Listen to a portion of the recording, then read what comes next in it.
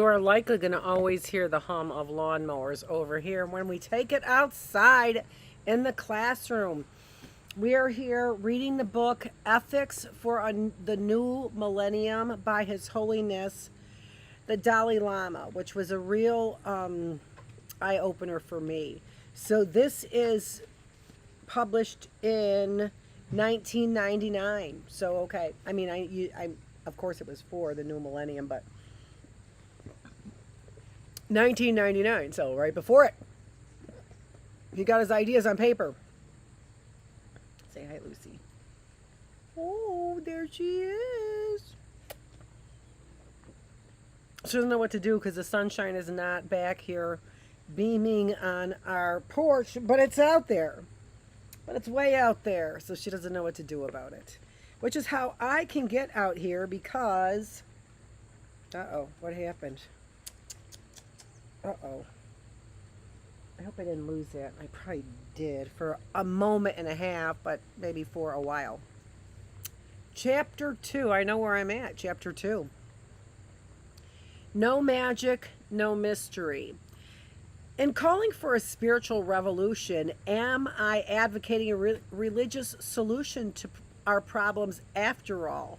No. As someone nearing 70 years of age at the time of writing, I have accumulated enough experience to be completely confident that the teachings of the Buddha are both relevant and useful to humanity. If a person puts them into practice, it is certain that not only they, but others too will benefit. My meetings with many different sorts of people the world over have, however, helped me realize that there are other faiths and other cultures no less capable than mine of enabling individuals to lead constructive and satisfying lives. What is more, I have come to the conclusion that whether or not a person is a religious believer does not matter much. Far more important is that they be a good human being. I say this in acknowledgement of the fact that though a majority of the Earth's nearly 6 billion human beings may claim allegiance to one faith tradition or another, the influence of religion on people's lives is generally marginal, especially in the developed world. It is doubtful whether globally even a billion are what I would call dedicated religious practitioners, that is to say, people who try on a daily basis faithfully to follow the principles and precepts of their faith. The rest remain, in this sense, non-practicing. Those who are dedicated practitioners, meanwhile, follow a multiplicity of religious paths. From this, it becomes clear that, given our diversity, no single religion satisfies. That's, no data.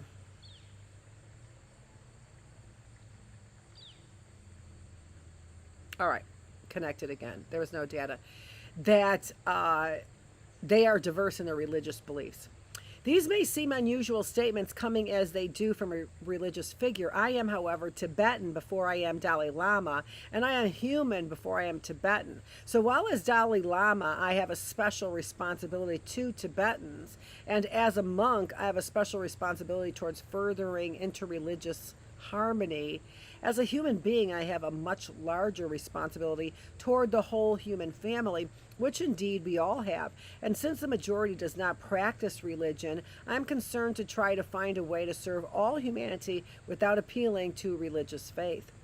Actually, I believe that if we consider the world's major religions from the widest perspective, we find that they are all Buddhism, Christianity, Hinduism, Islam, Judaism, Sikhism, Zoroastrianism, and the others, directed toward helping human beings achieve lasting happiness.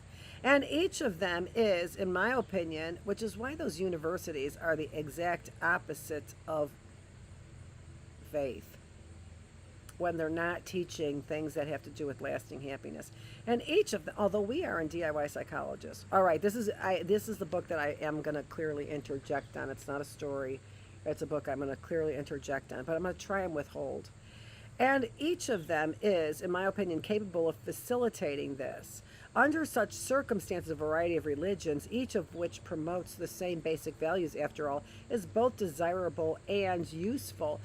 Not that I always felt like this. When I was younger and living in Tibet, I believed in my heart that Buddhism was the best way. I told myself it would be marvelous if everyone converted. Yet this was due to ignorance. We Tibetans had, of course, heard of other religions, but what little we knew about them came from Tibetan traditions of secondary Buddhist sources.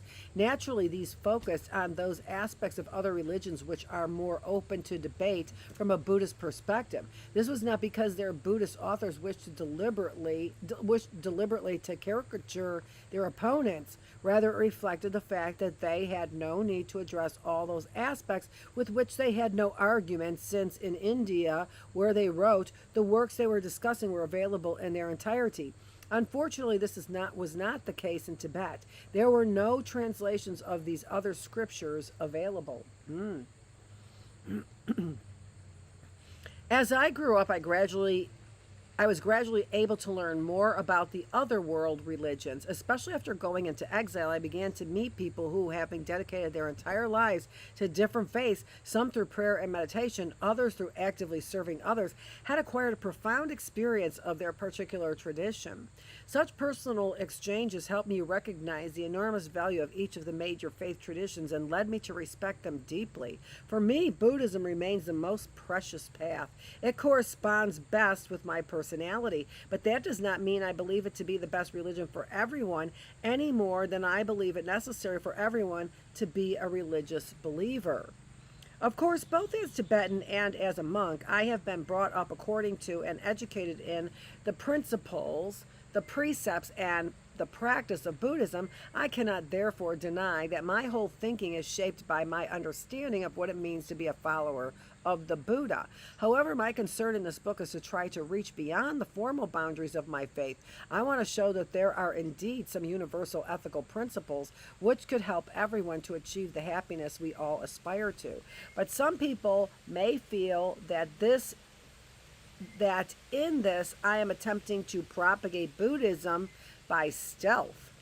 But while it is difficult for me conclusively to refute the claim, this is not the case. Actually, I believe there is an important distinction to be made between religion and spirituality. Religion I take to be concerned with faith in the claims to salvation of one faith tradition or another, an aspect of which is acceptance of some form of metaphysical or supernatural reality, including perhaps an idea of heaven or nirvana. Connected with this are religious teachings or dogma, ritual prayer, and so on. Spirituality I take to be concerned with those qualities of the human spirit, such as love and compassion, patience, tolerance, forgiveness, contentment, a sense of responsibility, a sense of harmony, which bring happiness to both self and others. I read this shortly after I decided to go into positive psychology, which was about the same time that Martin Seligman started his positive psychology push, which was in 1998. So it was really on the forefront of positive psychology. There is thus no reason why the individual should not develop them, even to a high degree, without recourse to any religious or metaphysical belief system. This is why I sometimes say that religion is something we can perhaps do without. What we cannot do without are these basic spiritual qualities. Those who practice religion would, of course, be right to say that such qualities or virtues are fruits of genuine religious endeavor, and that religion therefore has everything to do with developing them and with what may be called spiritual practice. But let us be clear on this point. Religious faith demands spiritual practice, yet it seems there is much confusion as often among religious believers or among non-believers concerning what this actually consists in. The unifying characteristic of the qualities I have described as spiritual may be said to be some level of concern for others' well-being. In Tibetan, we speak of Shenpen Sem, meaning the thought to be of help to others. Yeah, you thought that I've got the hits. You're like, what? And when we think about them, we see that each of the qualities noted is defined by an implicit concern for others' well-being. Moreover, the one who is compassionate, loving, patient, tolerant, forgiving, and so on, to some extent recognizes the potential impact of their actions on others and orders their conduct accordingly. Thus, spiritual practice, according to this description, involves, on the one hand, acting out of concern for others' well being. On the other, it entails transforming ourselves so that we become more readily disposed to do so. To speak of spiritual practice in any terms other than these is meaningless. My call for a spiritual revolution is thus not a call for a religious revolution, nor is it a reference to a way of life that is somehow otherworldly, still less to something magical or mysterious. Rather, it is a call for a radical reorientation away from our habitual preoccupation with self. It is a call to turn toward the wider community of beings with whom we are connected, and exactly the opposite of what the medical community did during COVID. And for conduct which recognizes others' interests alongside our own. Here the reader may object that while the transformation of character that such a reorientation implies is certainly desirable, and why it is good that people develop compassion and love, a revolution of spirit is hardly adequate to solve the variety of and magnitude of problems we face in the modern world. I think we could. Furthermore, it could be argued that problems arising from, for example, violence in the home, addiction to drugs and alcohol, family breakup, and so on are better understood and tackled on their own terms. Nevertheless, given that they could each certainly be solved through people being more loving and compassionate toward one another, however improbable this may seem, they can also be characterized as spiritual problems susceptible to a spiritual solution. This is not to say that all we need to do is cultivate spiritual values and these problems will automatically disappear. On the contrary, each of them needs a specific solution. But we find that when the spiritual dimension is neglected, we have no hope of achieving a lasting solution. Why is this? Bad news is a fact of life. Each time we pick up a newspaper or turn on the television or radio, we are confronted with sad tidings. Not a day goes by,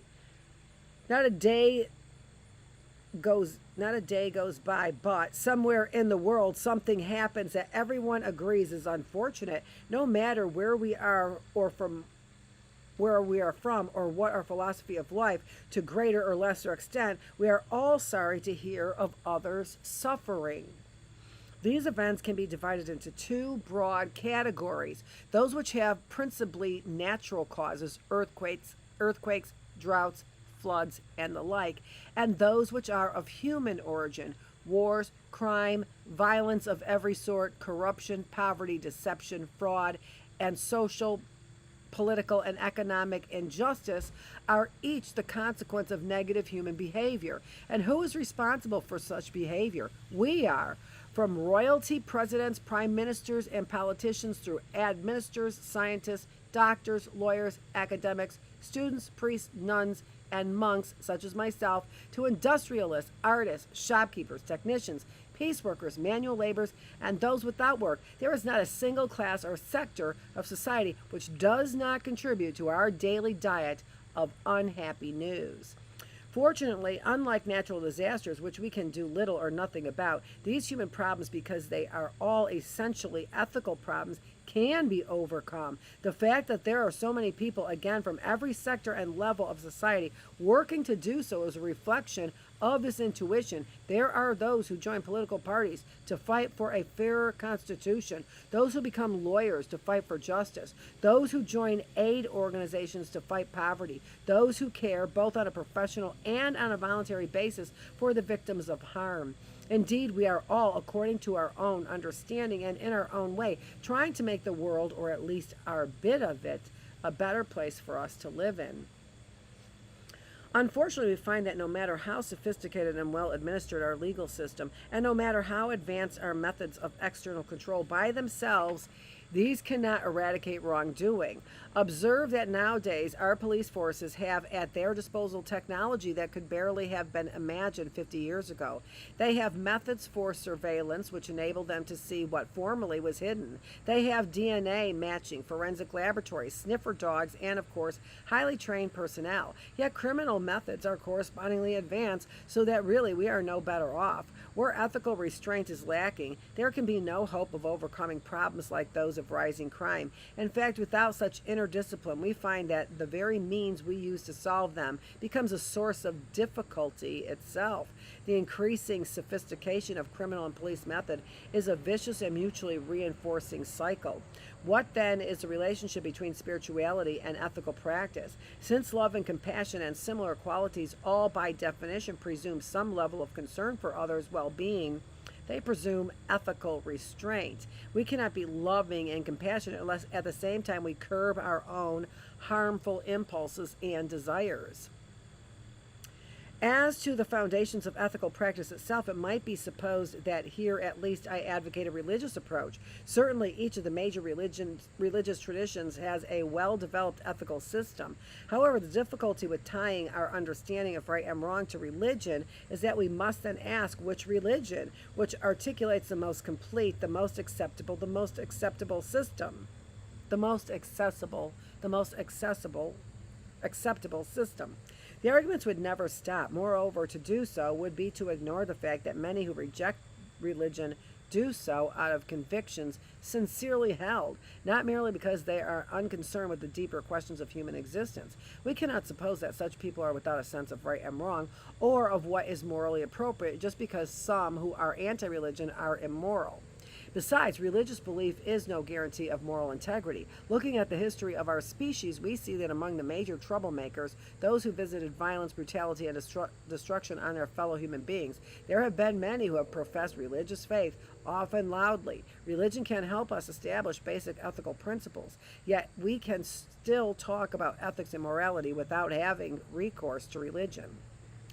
Again, it could be objected that if we do not accept religion as the source of ethics, we must allow that people's understanding of what is good and right, of what is wrong and bad, of what is morally appropriate and what is not, of what constitute a positive act and what a negative act must vary according to circumstances and even from person to person. But here let me say that no one should suppose it could ever be possible to devise a set of rules or laws to provide us with the answer to every ethical dilemma, even if we were to accept religion as a basis of morality. Such a formulaic approach could never hope to capture the richness and diversity of human experience.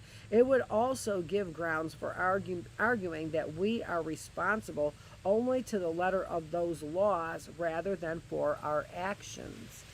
This is not to say that it is useless to attempt to construe principles which can be understood as morally binding. On the contrary, if we are to have any hope of solving our problems, it is essential that we find a way to do so. We must have some means of adjudicating between, for example, terrorism as a means of political reform and Mahatma Gandhi's principles of peaceful resistance.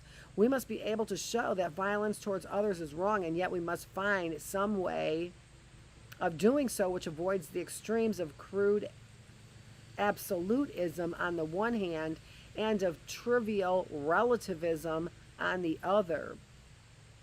My own view, which does not rely solely on religious faith or even on an original idea, but rather on ordinary common sense, is that establishing binding ethical principles is possible when we take as our starting point the observation that we all desire happiness and wish to avoid suffering. We have no means of discriminating between right and wrong if we do not take into account others' feelings, others' suffering. For this reason, and also because, as we shall see, the notion of absolute truth is difficult to sustain outside the context of religion, ethical conduct is not something we engage in because it is somehow right in itself, but because, like others, all others desire to be happy and to avoid suffering. Given that this is a natural disposition shared by all, it follows that each individual has a right to pursue this goal. Accordingly, I suggest that one of the things which determines whether an act is ethical or not is its effect on others' experience or expectation of happiness. An act which harms or does violence to this is potentially an unethical act. I say potentially because although the consequences of our actions are important, there are other factors to consider, including both the question of intent and the nature of the act itself. We can all think of things which we have have done that have upset others, despite the fact that it was by no means our intention to do so. Similarly, it is also not hard to think of acts which, though they may appear somewhat forceful and aggressive and likely to cause hurt, could yet contribute to others' happiness in the long run. No, no, no, no, no, no, no. Uh-oh, that was Lucy. Lucy, you sit up over here. I know I heard it too. Did you hear it? Oh, she scares me sometimes. Lucy, come here by your mama. Come here. Come on up here. I'm going to have to put you in the house. Woo! That scare everybody out there? Up here, Lucy. Come on.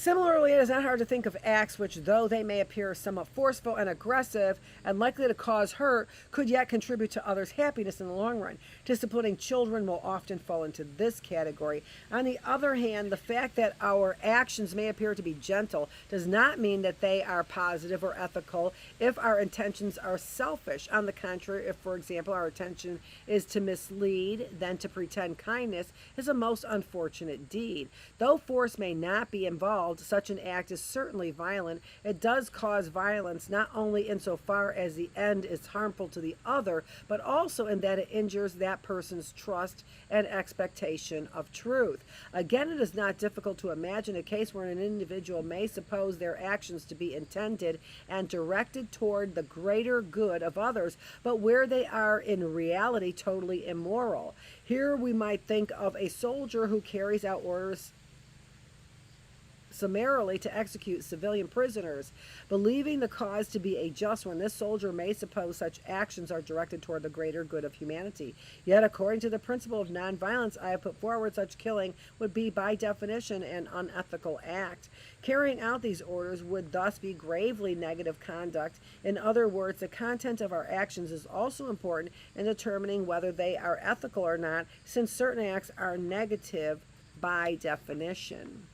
The factor which is perhaps most important of all in determining the ethical nature of an act is neither its content nor its consequence, however. In fact, since only rarely are the fruits of our actions directly attributed to us alone, whether the helmsman is able to bring his boat to safety in a storm depends not just on his actions.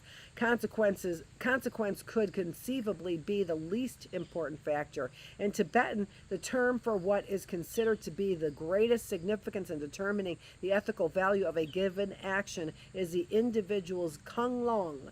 Translated literally, the principle kung means thoroughly or from the depths, and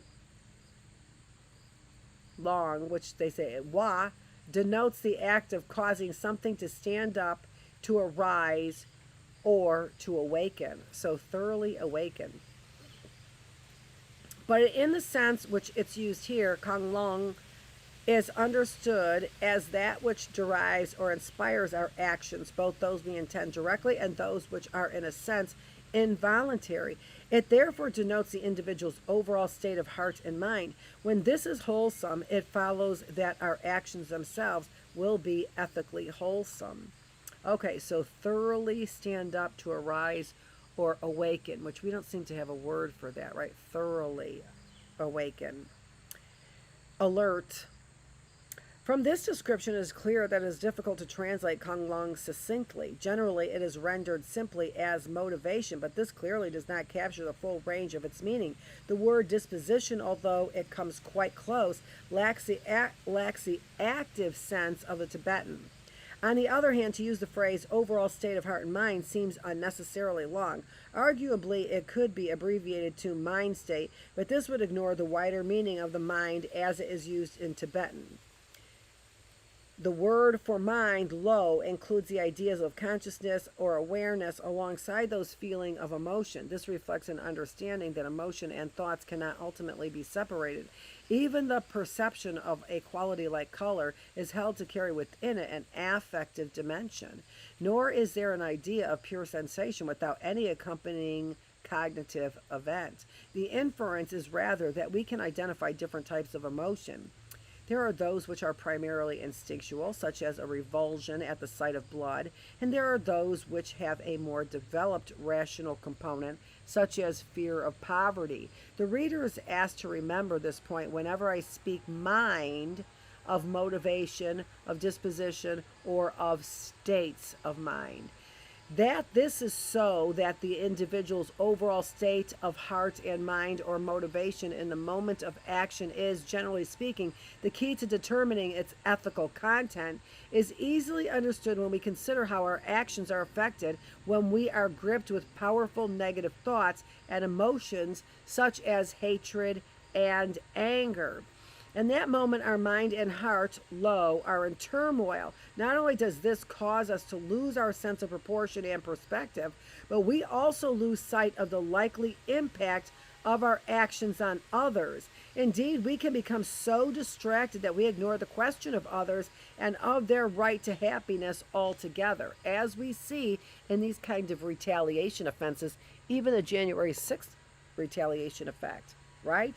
Become so distracted that you ignore the questions of others and their right to happiness altogether. Our actions under such circumstances, that is to say our deeds, words, thoughts, omissions, and desires, will almost certainly be injurious of others' happiness, and this in spite of what our long-term intentions towards others may be, or whether our actions are consciously intended or not, or consciously intended or not. Consider a situation where we become embroiled in an argument with a family member. How we deal with the charged atmosphere which develops will depend to a large extent on what underlies our actions at that moment. In other words, our kung long. The less calm we are, the more likely we are to react negatively with harsh words, and the more certain we are to say or do things which later we regret bitterly, even though we feel deeply for that person. Or imagine a situation where we inconvenience another in some small way, perhaps by bumping into them accidentally while walking along, and they shout at us for being careless. We are much more likely to shrug this off if our disposition, kung long, is wholesome, if our hearts are suffused with compassion, than if we are under the sway of negative emotions. When the driving force of our actions is wholesome, our actions will tend automatically to contribute to others' well-being. They will thus automatically be ethical. Further, the more this is our habitual state, the less likely we are to react badly when provoked. And even when we do lose our temper, any outburst will be free of any sense of malice or hatred. The aim of spiritual and therefore ethical practice is thus to transform and perfect the individual's kung long. This is how we become better human beings. We find that the more we succeed in transforming our hearts and minds through cultivating spiritual qualities, the better able we will be to cope with adversity and the greater likelihood that our actions will be ethically wholesome. So if I may be permitted to give my own case as an example, this understanding of ethic means that in striving continuously to cultivate a positive view or a wholesome mind state, I try to be of the greatest service to others that I can be, by making sure, in addition to this, that the content of my actions is, so far as I'm able to make them, similarly positive. I reduce my chances of acting unethically. How effective this strategy is, that is to say, what the consequences are in terms of others' well-being, either in short term or the long term, there is no way to tell. But provided my efforts are continually, and provided I pay attention no matter what happens, I should never have the cause for regret. At least I know I've done my best. That really is what I work towards in character building, because that buildup of guilt and shame does really awful things to our identity, to who we really are as a human being. Are we good? Are we ethical? That kind of thing. My description in this chapter of the relationship between ethics and spirituality does not address the question of how we are to resolve ethical dilemmas. We will come to that later. Rather, I have been concerned to outline an approach to ethics which, by relating ethical discourse to the basic human experience of happiness and suffering, avoids the problems which arise when we ground ethics in religion. The reality is that the majority of people today are unpersuaded of the need for religion. Moreover, there may be conduct which is acceptable to one religion tradition but not another. As to what I meant by the term spiritual revolution, I trust that I have made it clear that a spiritual revolution entails an ethical revolution. All right, that's chapter 2. Chapter 3, dependent origination and the nature of reality. Sounds deep.